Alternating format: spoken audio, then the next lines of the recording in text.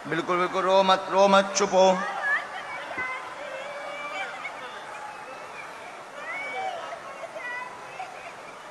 कहाँ से आए हैं?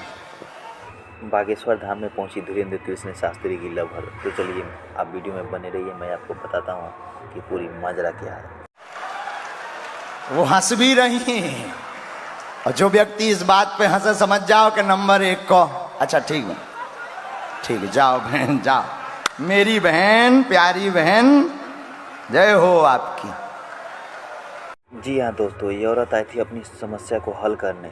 तब तक बाबा बागेश्वर धाम में ऐसे हैं कि आपके उनके पास जाते ही आपकी पूरी मन की लालसा भांप लेते हैं और बता देते हैं कि आपके मन में क्या चल रहा है।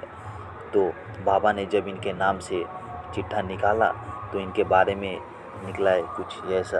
बहक जाती हो, बहकी हो, प्रभाव में आ जाती हो, ठेकेदारों के चक्कर के प्रभाव में आ जाती हो।